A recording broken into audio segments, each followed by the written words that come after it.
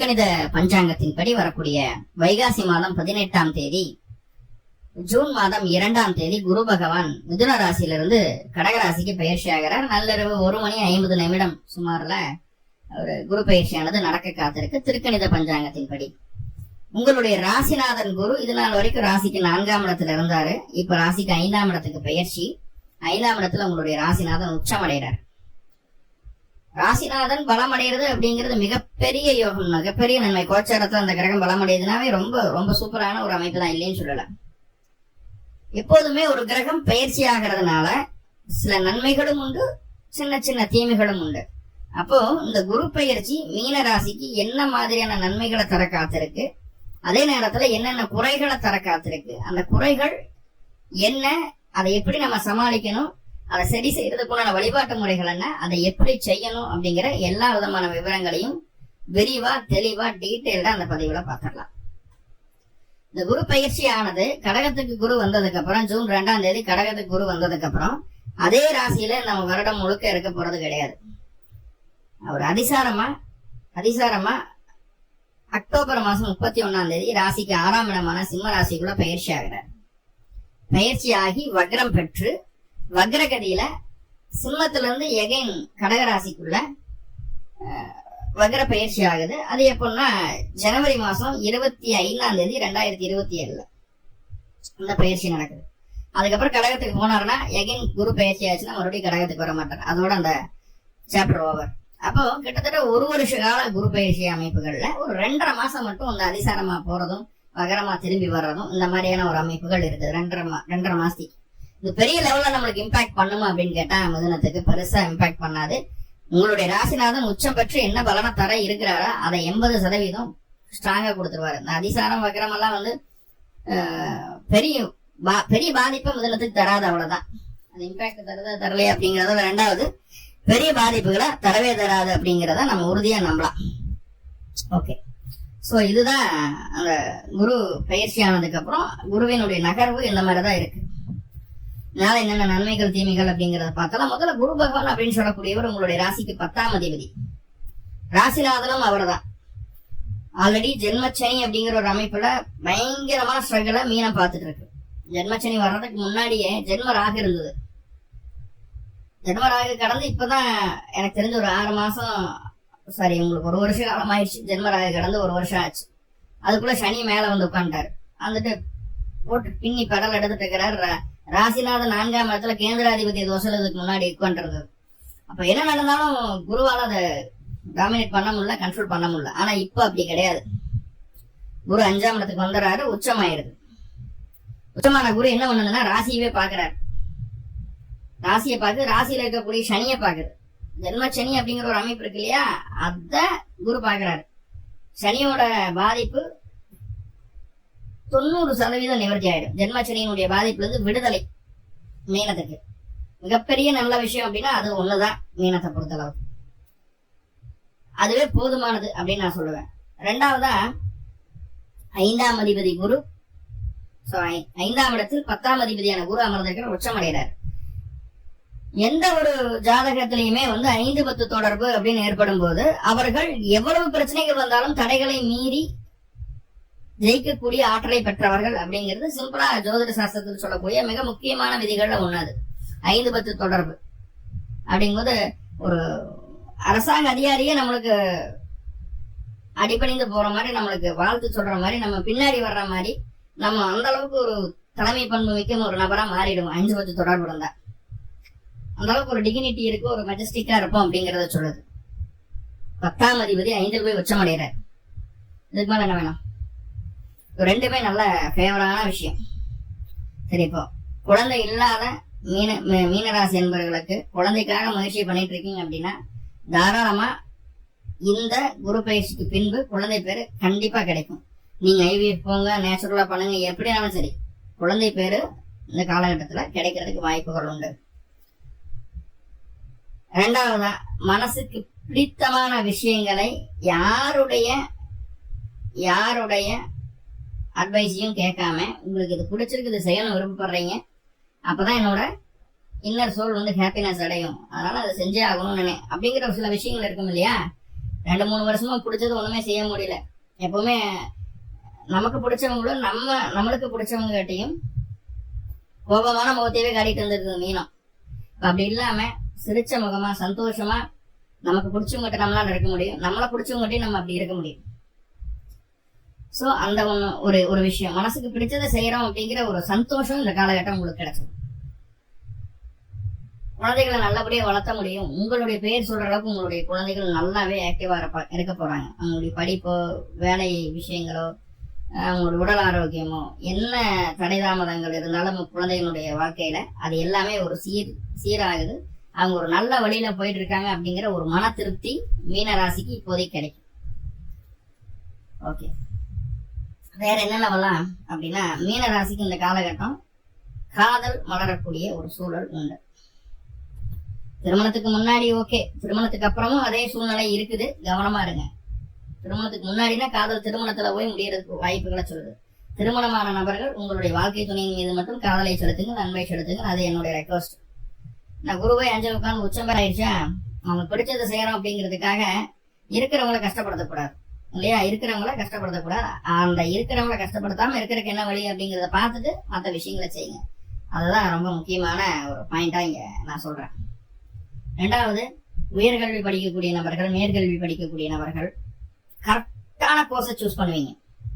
இதை சூஸ் பண்ணா நம்ம கண்டிப்பா கெரியர்ல நல்ல குரோத் ஆயிடலாம். வேலைக்கு போயிட்டு இருக்கிறவங்க கூட இடையில படிக்கிறாங்க இப்பெல்லாம். இதை சூஸ் பண்ணா கண்டிப்பா கெரியர்ல நல்ல குரோத் வந்துடலாம் அப்படின்னு நம்ம மனசுக்கு படம் இல்லையா? அந்த விஷயத்த பக்காவா 200% செய்வோம். பக்காவா 200% செய்வோம். அது உங்களுடைய கெரியர் குரோத்துக்கு மிக முக்கியமான ஒரு விஷயமாக இருக்கும். அதுல எந்த மாற்று கருத்துக்கு இடம் இல்லை. ரைட். தாயாருக்கு பொருளாதார ரீதியாக தடைதாமதங்கள் ஏதாவது இருந்தது அப்படின்னா தாயாருக்கு தடைதாமதங்கள் நிவர்த்தி ஆகுது. தாயார் மூலயமா பொருளாதார வளர்ச்சிகள் உண்டாகுது, குடும்பம் செழிக்குது அப்படின்னே சொல்லிடலாம். 2வதா, வாழ்க்கை துணைக்கு இது நாள் வரைக்கும் இருந்த பிரச்சனைகள் தீருது. எதை தொட்டாலும் ஜெயிக்கணும் அப்படிங்கிற எண்ணம் வாழ்க்கை துணைக்கு ஸ்ட்ராங்கா வந்தாச்சு. அவங்களுடைய முழு திறமைய எங்கெல்லாம் அவங்களுடைய எஃபர்ட்டை போடணுமோ, எங்கெல்லாம் தன்னுடைய திறமையை நிரூபிக்கணுமோ அங்கெல்லாம் எஃபர்ட்டை போடுறாங்க, அங்கெல்லாம் அவங்களுடைய திறமையை நிரூபிக்கிறாங்க. வெற்றி வாய்ப்பு அதிகரிச்சுட்டே போறாங்க உங்க வாழ்க்கை துணை. அப்ப நம்மளுக்கே கொஞ்சம் பொறாமையா இருக்கு. ஏடா நம்ம ரொம்ப கொஞ்சம் ஜாலியா இருக்கலாம், சந்தோஷமா இருக்கலாம், மனசுக்கு பிடிச்சதை செஞ்சு ஜாலியா இருக்கலாம், எண்ணத்தை கொண்டு போக போறோம் லைஃப்ல அப்படிங்கிற ஒரு எண்ணத்துக்குள்ள வந்தோம்னா நம்ம வாழ்க்கை துணையை போட்டு இந்த வாங்குறாரு, சந்தோஷம் பண்ணணும், ஜாலியா இருக்கணும் அப்படிங்கறதெல்லாம் இல்ல, வேலை வேலை வேலை டெவலப்மெண்ட் போறாரே அப்படின்னு ஒரு மனசுக்குள்ள வருத்தம் இருக்கும். இருந்தாலும் வாழ்க்கை துணையினுடைய வெற்றியை ஜாலியா சந்தோஷமா என்ஜாய் பண்ணுங்க. கண்டிப்பா துணை இது நாள் வரைக்கும் படுத்திருந்த குதிரை உங்க ஓட போகுதுன்னு வச்சுக்கோங்க. கண்டிப்பா அடுத்த கட்ட சேஞ்சஸா உங்க வாழ்க்கை துணை உங்களுக்கு தந்தே தீருவாங்க. நல்ல சேஞ்சஸா இருக்கணும் முதல்ல. ஏன்னா அந்த குரு அப்படின்னு சொல்லக்கூடிய கிரகம் 5ல இருக்கும்போது நன்மையோ தீமையோ உங்களுடைய வாழ்க்கை துணையுடைய குண அதிசயத்தை பொறுத்து மாறும். ஒரு தவறான எண்ணம் இருக்கக்கூடிய துணையா இருந்ததுன்னா அவங்கள கரெக்டா கைட் பண்ணுங்க. நல்ல துணையா இருந்ததுன்னா சிவனைன்னு விட்டுருங்க, அவங்க வேலையை பார்த்துக்குவாங்க. அவ்வளவுதான் நான் சொல்றேன். ஓகே, சோ இதெல்லாமே நல்ல விஷயங்களை படுற வகையில 10 குடியரவு 5 உட்கார்ந்து இருக்கிறதுனால இதனால வரைக்கும் தொழில் சார்ந்த விஷயங்கள்ல இருந்த தடை தாமதங்கள் நிவர்த்தி ஆகிறது இல்லாம ஃப்ரீயா அட்வர்டைஸ்மெண்ட் கிடைக்கும். யார்கிட்டையும் போய் எங்கிட்ட இந்த தொழில் பண்றேன், எனக்கு கிளைண்ட் வேணும், கஸ்டமர் வேணும் அப்படின்னு யார்கிட்டையும் போய் சொல்ல வேண்டியதில்லை. ஆட்டோமேட்டிக்கா உங்களுடைய பழைய கஸ்டமர்கள் உங்ககிட்ட பெனிஃபிட் அடைஞ்ச நபர்கள் அக்கம் பக்கம் எல்லாத்துக்கிட்டையும் சொல்லி சொல்லி சொல்லி சொல்லி அப்படியே பிஸி பண்ணி விட்டுருவாங்க. உங்களை அட்வர்டைஸ்மெண்டே இல்லாம டெவலப் ஆயிடுவீங்க, ஃபேமஸ் ஆயிடுவீங்க. சுயதொழில் செய்யக்கூடிய நபர்களுக்கு எல்லாத்துக்குமே நீ எல்லா மீனராசி நபர்களுக்கும் இந்த காலம் ஒரு பொற்காலம் தான். என்ன பிளான் பண்ணாலும் ஜெயிக்கும், என்ன திட்டம் போட்டாலும் ஜெயிக்கும். எதை செய்தீங்கனாலும் அதுல சம்பாதிக்க முடியும், அதுல பேர் வாங்கிட முடியும். கண்ணை திறந்துட்டு செஞ்சாலும் நம்புவாங்க, கண்ணை மூடிட்டு என்ன செஞ்சாலும் நம்புவாங்க. ஏன்னா குருவோட பார்வை எப்படி, நீங்க கண்ணை மூடினாலும் குரு உங்களை பார்த்துட்டு தான் இருக்கிறாரு, அதுவும் மறந்துடாதீங்க. அந்த அளவுக்கு மன தெளிவு கிடைச்சிடும், கிளாரிட்டி கிடைச்சிடும். 7 சனியுடைய தாக்கத்தையெல்லாம் 1% கூட நம்ம யோசிக்க மாட்டோம், 1% கூட யோசிக்க மாட்டோம். தூக்கி போட்டு அடுத்த வேலையை பார்த்துட்டு போயிட்டே இருப்போம். சோ அப்படி ஒரு நல்ல ஒரு தெளிவான மனநிலைமை இருக்கு. எதை செய்யணும் எதை செய்யக்கூடாது அப்படிங்கிற கிளாரிட்டி உறுதியா இருக்கும். சோ அப்ப யாருமே நம்மள ஜெயிக்க முடியாது, அடைச்சிக்க முடியாது. தொழில் சார்ந்த விஷயங்கள்ல முக்கியமா அது ரொம்ப முக்கியம். தேவையில்லாம ஒருத்தனை போய் சீண்டிட்டு நோண்டிட்டு என்னை ஜெயிக்க முடியாது பாடான்னு சொல்லி சண்டைக்கு போனீங்கன்னா வெடிச்சு கும்மி விட்டுருவாங்க. தொழில்ல நீங்க நல்லா இருக்கலாம், தொழில்ல உங்களுடைய திறமை தனியா தெரியும், டெவலப் ஆயிக்கலாம், அவ்வளவுதான். அதனால புரிஞ்சுக்கணும்.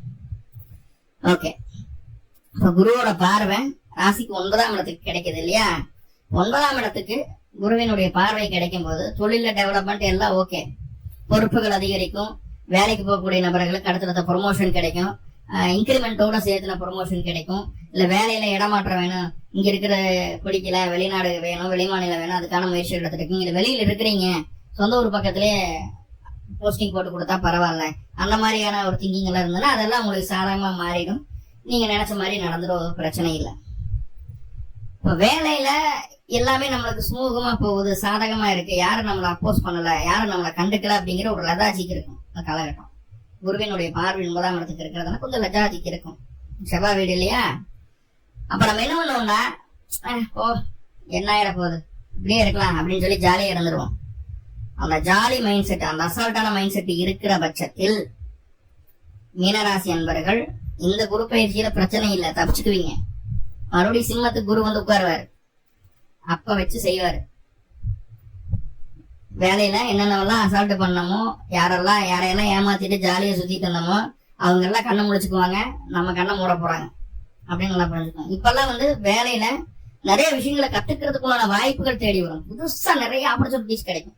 சரியா பயன்படுத்திங்க, லெதார்ஜிக்கா இருக்காங்க, எல்லாமே சுமூகமா தானே போகுது, நீ என்னத்த போய் ஆயிர போகுது, எல்லாம் நம்மளுக்கு சாதகமாக இருக்கும், தெய்வம் நம்ம கையில் நிற்கிது பிடிக்குது அப்படின்னு சொல்லி ஜாலியா இருந்துடாதீங்க. ரைட், ஜாலியா இருந்தீங்கன்னா முடிஞ்சது. ரைட். அதே நேரத்துல ராசிக்கு 11ஆம் இடமான லாபஸ்தானத்தை பார்ப்பாரு. லாபஸ்தானத்தை பார்க்கறது ஒரு நல்ல விஷயம் தான். எண்ணி எண்ணங்கள் ஈடேறும், நினைச்ச காரியங்கள்லாம் சக்சஸ் ஆகும், எல்லாமே ஓகே தான். திட்டங்கள் கண்டிப்பா வெற்றியை கொடுக்கும், எதிர்ப்புகள் எல்லாமே அடைஞ்சு போயிடுவாங்க, எதிரிகள் இல்லாத ஒரு சூழ்நிலையை நம்மளால உருவாக்க முடியும், எல்லாமே குட் அண்ட் வெல், இல்லைன்னு சொல்லல. ஆனா ராசி அதிபதி அப்படின்னு சொல்லக்கூடிய குரு பகவான் 11ஆம் இடத்தை பார்க்கும்போது நம்மளுக்குள்ள ஓவர் கான்பிடன்ட் வந்துடும். அது மட்டும் வேண்டாம், என்ன செய்யறோமோ அதுக்கு உண்டான பலன் கிடைச்சா போதுங்கிற ஒரு முயற்சியை மட்டும் எடுங்க, கண்டிப்பா அது உங்களுக்கு சக்சஸ் கொடுத்துரும். ஓவர் கான்பிடன்ட் என்ன பண்ணுதுன்னா அனாவசியமான செலவுகளை செய்ய வச்சிடும். செய்யக்கூடாது, என்ன செய்யக்கூடாதுங்கிற விஷயத்த சொல்ல வரும்போது அதெல்லாம் சொல்லுவேன், கேட்டுக்கணும் தெளிவா. ஓவர் கான்பிடன்ட் ஆகாது. நண்பர்கள் மூலமா ஆதாயம் கிடைக்கும், மேலதிகாரிகள் நம்மளுக்கு ஃபுல் சப்போர்ட்டிவா இருப்பாங்க, அதே நேரத்துல வந்து பாலிய நண்பர்கள் சப்போர்ட்டிவா இருப்பாங்க. நிறைய பெரிய லெவல்ல இருக்கக்கூடிய நல்ல பொருளாதார ரீதியாவோ அரசியல்லையோ இல்ல நல்ல பதவியிலையோ நல்ல லெவல்ல இருக்கக்கூடிய நபர்களால நம்மளுக்கு நண்பர்களா கிடைப்பாங்க. அதெல்லாம் நல்லதுதான், ஒன்றும் எல்லாம் பாசிட்டிவ் குட், அதெல்லாம் பிரச்சனை இல்லை. ஸோ இதெல்லாம் நம்மளுக்கு நன்மைகளா நடக்குது. எதுல எல்லாம் கவனமா இருக்கணும், கொடுக்கல் வாங்கல ரொம்ப கவனமா இருக்கணும். கொடுக்கல் வாங்கல ரொம்ப ரொம்ப கவனமா இருக்கணும். இந்த டைம் யாராவது காசு பணம் கொடுத்தீங்கன்னா திருப்பி வாங்க முடியாது, அந்த காசு அவ்வளவுதான். சரி, இந்த காசு போனா தொலையுது, கஷ்டப்படுறானேன்னு சொல்லி கொடுக்கணும் மனநிலைமை இருந்து கொடுத்தீங்கன்னா ஓகே. இல்ல எனக்கு திருப்பி எப்படி கொடுத்துருவான்னு நம்பிக்கையோட கொடுத்தீங்கன்னா அந்த காசு கண்டிப்பா திருப்பி வராது, அந்த நம்பிக்கைக்கு நாம தான் போடணும். கொடுக்கல் வாங்கல் சுத்தமா ஆகாது. உயிர் சொத்து சம்பந்தமான பேச்சுவார்த்தைகள் பேசவோ அதுக்கான செயல்களையோ செய்யக்கூடாது. ரைட். 3வது, நம்ம உண்டு நம்ம வேலையை உண்டு நினைக்கணும், அடுத்தவங்க காரியத்துக்குள்ள போகக்கூடாது. அடுத்தவங்களுக்கு காசு பண்ண கொடுக்கல் வாங்கலே ஆகாதுன்ற அப்புறம் எப்படி அடுத்தவங்க காரியத்துக்குள்ள நம்ம எல்லாம் போகக்கூடாது. ரைட். அடுத்ததான் வேற என்ன செய்யக்கூடாதுன்னா, தொழில முன்னாடியே சொன்ன மாதிரி லெதாஜிக்கா இருக்கக்கூடாது, கொஞ்சம் அசால்ட் காட்டக்கூடாது. நிறைய வாய்ப்புகள் இங்க ரொம்ப சாதகமான வாய்ப்புகள் உங்களுக்கு தேடி வரும். 10 லட்சம் கொடுத்து கத்துக்கக்கூடிய விஷயங்கள் எல்லாம் சிம்பிளா ஃப்ரீயா அட்வைஸோட உங்களுக்கு கிடைக்கும், ஃப்ரீயா சொல்லி கொடுப்பாங்க.